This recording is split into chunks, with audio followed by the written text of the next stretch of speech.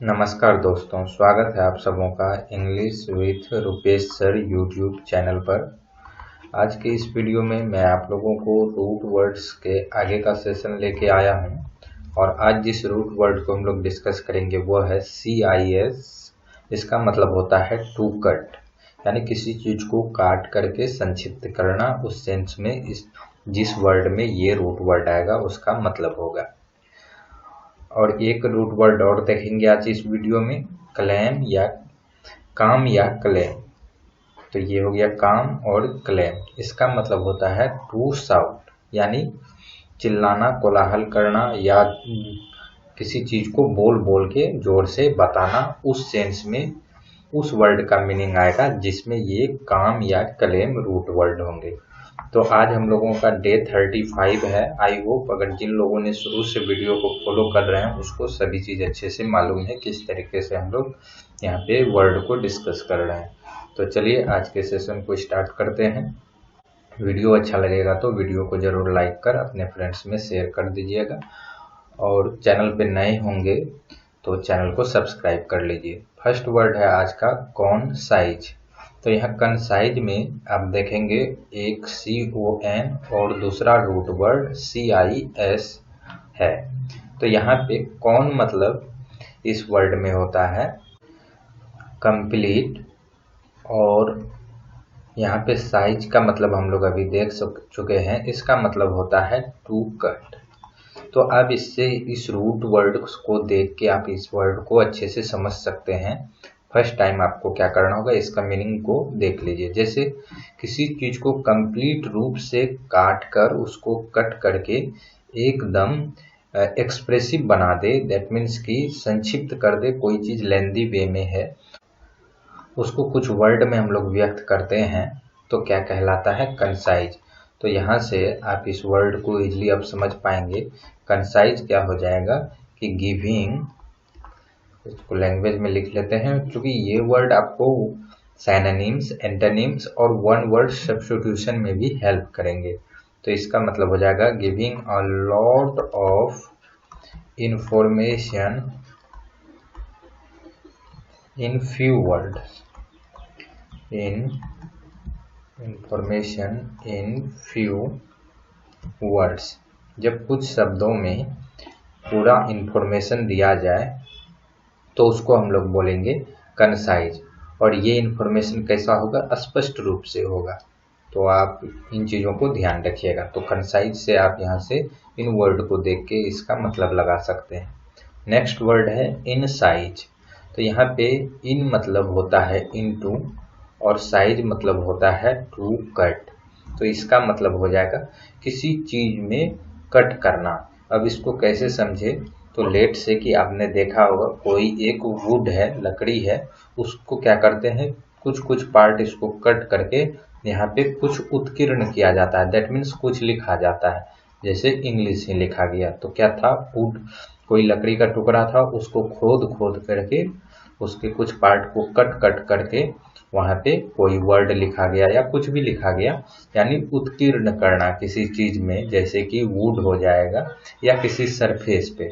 तो अब हम लोग उत्कीर्ण क्या करते हैं, या तो डिजाइन करेंगे या कोई वर्ड करेंगे यानी किसी का नाम वगैरह, ये सब हम लोग उत्कीर्ण करवाते हैं।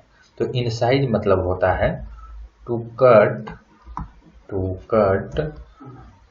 वर्ड्स, यानी किसी वर्ड्स को किसी पे कट करना, या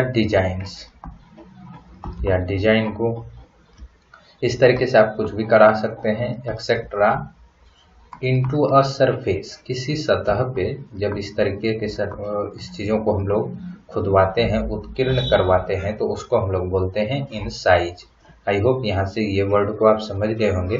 अब इनसाइज से कई बार सिनोनिम्स पूछा जाता है, तो इनसाइज का सिनोनिम्स हो जाएगा इनग्रेव और एज। तो ये दो इसके सिनोनिम्स हो गए। चलिए नेक्स्ट वर्ड देखते हैं इनसाइसिव। तो यहाँ पे इनसाइसिव में भी इन रूट वर्ड जो है यह इनटू को दर्शा रहा है और CIS ये टू कट को।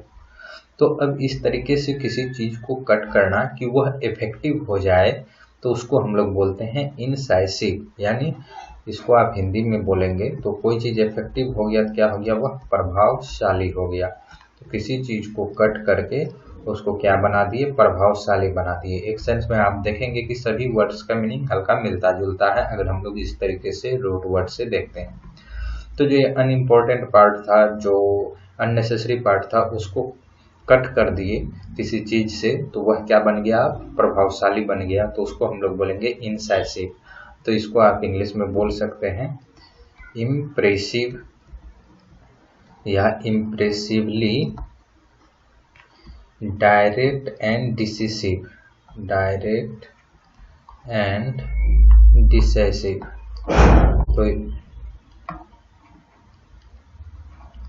तो ये क्या हो गया, प्रभावशाली या इंसाइसिव का मतलब। नेक्स्ट वर्ड है प्रीसाइज। यहाँ पे प्री मतलब होता है एडवांस यानी पहले से, और सीज मतलब हो गया या साइज मतलब हो गया टू कट। तो यानी जो चीज पहले से कटा हुआ है, मान लीजिए किसी चीज में अनइम्पोर्टेंट इंफॉर्मेशन हो या और भी कोई चीज हो, अननेसेसरी पार्ट हो, वह पहले से कटा हुआ है एडवांस रूप से। प्री मतलब पहले भी होता है, आपने पढ़ा होगा, कई वर्ड में मैंने आपको पढ़ाया है। तो यहाँ से अब देखेंगे जो कोई चीज पहले से हटा हुआ है, अनइम्पोर्टेंट पार्ट, अननेसेसरी पार्ट, तो अब वो चीज क्या हो गया, क्लियर हो गया, स्पष्ट हो गया। अब उसे हमें नहीं हटाना पड़ेगा उन चीजों से। तो जिस चीजों में पहले से एडवांस रूप से अननेसेसरी चीज कट किया हुआ है तो उसको हम लोग बोलेंगे प्रीसाइज। अब इसको वर्ड में समझ लेते हैं। That means clear. क्लियर कहने का मतलब इसमें कोई भी अशुद्धि नहीं है, क्लियर है, वो स्पष्ट है, क्या है, जो भी है वह स्पष्ट है। And accurate. एक्यूरेट मतलब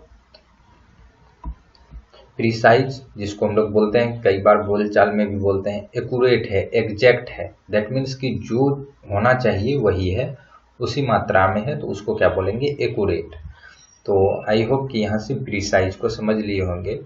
तो इसका एंटोनिम हम लोग देख लेते हैं। इसका एंटोनिम होता है, अब देखिए कोई चीज प्रिसाइज है, स्पष्ट है, यानी उसमें कोई भी यहाँ पे संदिग्ध चीज नहीं है या अननेसेसरी चीज नहीं है, तो इसका हम लोग एंटोनिम में बोल सकते हैं एम्बिगुअस। एम्बिगुअस मतलब क्या होता है कि जो चीज का एक से अधिक मीनिंग हो उसको हम लोग बोलते हैं एम्बिगुअस। यानी एक से अधिक मीनिंग है तो उसका मीनिंग क्लियर नहीं है, तो उसको हम लोग एम्बिगुअस बोल दिए। यहाँ रूट वर्ड आता है एम्बी, जिसका मतलब टू होता है। इसको भी मैं ये वर्ड भी आपको मैं करा चुका हूँ। और अब देखिए एक्यूरेट है, इसका अपोजिट बना दीजिए तो ये हो जाएगा इनएक्यूरेट। चलिए इस वर्ड्स को देखते हैं। सीजर्स मतलब क्या होता है, यहाँ पे ये जो CIS वर्ड है इसका मतलब तो टू कट होता है। तो कोई टूल जो किसी चीज को काटने के काम में आता है उसको हम लोग बोलते हैं सीजर्स। तो इसको आप क्या बोलेंगे, अ टूल फॉर कटिंग। अब ये स्पेशली सीजर्स जो आता है वह पेपर और क्लॉथ को कट करने का जो टूल है उसके लिए आता है। तो इसका मतलब आप हिंदी में इस टूल को तो इजीली पहचानते होंगे, ये टूल कौन सा है, तो हम लोग हिंदी में इसको बोलते हैं कैंची। तो सीजर्स मतलब क्या हो गया, कैंची। अब चलिए नेक्स्ट रूट वर्ड को हम लोग देखते हैं, जहाँ पे काम या क्लेम, जिसका मतलब होता है टू सॉल्व या टू कराए। तो इसका मतलब अब हम लोग इनसे बनने वाले रूट वर्ड्स को देखते हैं। तो फर्स्ट वर्ड है एक्लेम। यहाँ पे AC जो रूट वर्ड है इसका मतलब होता है टू, और क्लेम मतलब टू शॉट और टू कराए, यानी किसी के लिए चिल्लाना। तो यहाँ पे चिल्लाने का अर्थ प्रेज के सेंस में होगा। तो आपने देखा होगा कि जब किसी का प्रेज करते हैं पब्लिक में तो हम लोग चिल्ला चिल्ला के ही, यानी शॉट करके जोर से आवाज लगा के किसी का प्रेज करते हैं जब पब्लिक में करते हैं। तो इसका मतलब होता है कि पब्लिक में किसी का प्रेज करना, प्रशंसा करना। तो आप इसको बोलेंगे टू प्रेज समबडी और समथिंग। टू प्रेज और वेलकम भी बोल सकते हैं, वेलकम समबडी और समथिंग पब्लिकली, जब पब्लिकली हम लोग किसी चीज का प्रशंसा करते हैं तो उसको इंग्लिश में बोलेंगे एक्लेम। नेक्स्ट वर्ड है क्लेमर। तो यहाँ पे जो क्लेम, ये CLAM, इसका मतलब हो गया टू शाउट या क्रे आउट, टू करे, यानी ये सेंस में ये वर्ड जाएगा। तो अब किसी चीज के लिए जब चिल्लाते हैं, शाउट करते हैं, तो उसको बोलते हैं क्लेमर। दैट मीन्स किसी चीज की मांग के लिए जब कोलाहल किया जाता है तो उसको क्या बोलते हैं? क्लेमर। तो आप इसको बोल सकते हैं टू डिमांड, किसी चीज का डिमांड करना, समथिंग लाउडली, किसी चीज का लाउडली जोर कोलाहल करके किसी चीज का डिमांड करना, तो वह हो जाएगा क्लेमर। चलिए नेक्स्ट वर्ड देखते हैं क्लेम या काम रूट वर्ड से। तो नेक्स्ट वर्ड है डिक्लेमेशन। तो यहाँ पे भी आप देखेंगे CLAM आया है, तो इसका मतलब कहीं ना कहीं इस वर्ड का चिल्लाने से रिलेटेड या शाउट करने, क्राई आउट करने से रिलेटेड इस वर्ड का मीनिंग होगा। तो डी मतलब DE कई बार आपको अलग सेंस भी दे सकता है। तो यहाँ पे DE मतलब होता है थोरो, यानी कंप्लीटली के सेंस में आता है थोरो। और काम मतलब हो गया टू शाउट। तो इसका मतलब हो गया कि किसी चीज के लिए थोरो कंप्लीट रूप से आप शाउट करना। तो स्पेशली इसका मतलब होता है कि भाषण देना किसी चीज के मुद्दे पर, उसको कंप्लीटली किसी ऑडियंस को समझाना किसी चीज को लेकर, उसको हम लोग बोलते हैं डिक्लेमेशन। यानी किसी भी पॉइंट पे या कोई भी मुद्दा है उस पर शाउट करना कंप्लीटली, थोरोली, पूरे आर पार। और ये कब करने का जरूरत पड़ेगा? जब हम लोग ऑडियंस को कुछ समझाते हैं। तो डिक्लेमेशन मतलब हो जाएगा द एक्ट ऑफ स्पीकिंग, यानी एक्ट ऑफ स्पीकिंग। और किस तरीके का स्पीकिंग होगा? तो एक्सप्रेसिव स्पीकिंग, यानी जिसमें कि आप ऑडियंस को अच्छे से कोई चीज को एक्सप्रेस कर पाए। तो और आप बोल सकते हैं एक्सप्रेस या एक्सप्रेसिंग, चलिए वर्ड में ही लिख लेते हैं, expressing something to an audience, to an audience in a formal way. Formal way में जब ऑडियंस को कोई चीज एक्सप्रेस किया जाता है तो उसको हम लोग बोलते हैं डिक्लेमेशन। आप हिंदी में इसको भाषण बोल सकते हैं। चलिए नेक्स्ट वर्ड देखते हैं एक्सक्लेमेशन। आई होप कि इस वर्ड से आप लोग सभी लोग फेमिलियर होंगे। एक्सक्लेमेशन में भी रूट वर्ड क्लेम आता है, जो कि चिल्लाने से, क्रे करने से संबंधित है, शाउट करने से। अब देखिए, जैसे आपने पढ़ा भी होगा कि एक्सक्लेमेटरी साइन, तो वहाँ पे एक्सक्लेमेटरी साइन इस तरीके से हम लिखते हैं। तो एक्सक्लेमेशन क्या होता है? तो विस्मय बोधक शब्द, जो कि हमें कोई ऐसा साउंड निकलता है मुंह से जो कि किसी मोमेंट के को रिप्रेजेंट करते हैं। जैसे कुछ हो गया तो उसको हम लोग बोलते हैं ओह। तो एक तरह से साउंड निकला, हम लोग ने किसी भी चीज को रिएक्ट किया थोड़ा लाउड होके कि ओह ये क्या हो गया। इसी तरीके से कुछ और हम लोग बोल सकते हैं, जैसे किसी को कुछ दिखाना हो अचानक तो बोलते हैं लुक आउट, लुक आउट। तो इस तरीके से बोलते हैं। या बोलते हैं हुर्रा, इस तरीके से बोलते हैं। या यूरेका, इस तरीके का वर्ड हम लोग बोलते हैं, तो उसको क्या बोलते हैं? एक्सक्लेमेशन। तो आई होप कि यहाँ से आप इस वर्ड्स को समझ गए होंगे। अब चलिए इसको अगर हम लोग डिफाइन करें या वन वर्ड में आ जाए तो इसके लिए क्या आ सकता है? तो आ सकता है आपको ए शॉर्ट साउंड। ये क्या है? एक तरीके का शॉर्ट साउंड है, जो कि वर्ड भी हो सकता है, फ्रेज भी हो सकता है। तो ये शॉर्ट साउंड, वर्ड और फ्रेज कर लीजिए आप। स्पोकन सडनली, जो अचानक बोला जाता है, spoken suddenly to express something और emotion, suddenly to express an emotion, किसी इमोशन को व्यक्त करने के लिए जब हम लोग कोई शॉर्ट साउंड निकालते हैं तो उसको हम लोग बोलते हैं एक्सक्लेमेशन। नेक्स्ट वर्ड है प्रोक्लेमेशन। अब यहाँ पे प्रोक्लेमेशन में रूट वर्ड है प्रो, फिर काम। तो यहाँ से काम रूट वर्ड को आप समझ रहे होंगे, इसका मतलब टू शाउट है, टू शाउट। और प्रो मतलब होगा यहाँ पे फोर्थ, यानी किसी चीज को उत्पन्न करने के सेंस में। साउंड को कब उत्पन्न करते हैं?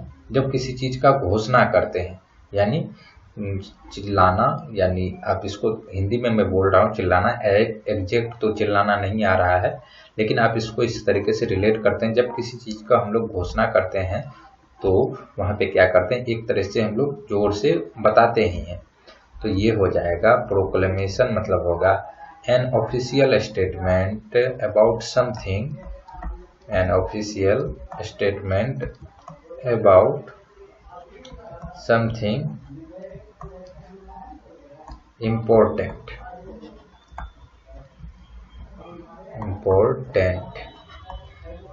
that is made public, जो कि पब्लिक किया जाता है कोई इंपॉर्टेंट चीज, that is made public, तो उसको हम लोग बोलते हैं प्रोक्लेमेशन।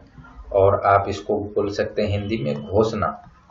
जैसे घोषणा पत्र कई अलग अलग पार्टी द्वारा चुनाव से पहले जारी किया जाता है, तो उसको हम लोग क्या बोलेंगे, प्रोक्लेमेशन। इसका सिनोनिम्स आप ध्यान रख सकते हैं। तो इसका सिनोनिम हो जाएगा डिक्लेरेशन। जब हम लोग किसी चीज को डिक्लेयर करते हैं तो एक्चुअल में क्या करते हैं, घोषणा ही करते हैं। एक और वर्ड ले लीजिए, डिक्री, DECREE, तो ये हो जाएगा इसका सिनोनिम्स। तो आई होप फ्रेंड्स, आज जिन वर्ड्स को मैंने यहाँ पे डिस्कस किया है वो आपको समझ में आए हैं। वीडियो अच्छा लगा तो वीडियो को लाइक कर दीजिए और अपने फ्रेंड्स में शेयर कर दीजिए, सो दैट मैक्सिमम स्टूडेंट्स तक रीच हो पाए और जल्द से जल्द हमारा भी ये चैनल ग्रो कर पाए। और अगर चैनल को अभी तक आपने सब्सक्राइब नहीं किया है तो चैनल को जरूर सब्सक्राइब कर लीजिए, सो दैट कि इस तरीके का स्टडी मटेरियल आपको मिलता रहे। तो मिलते हैं नेक्स्ट वीडियो में फ्रेंड्स, तब तक के लिए गुड बाय।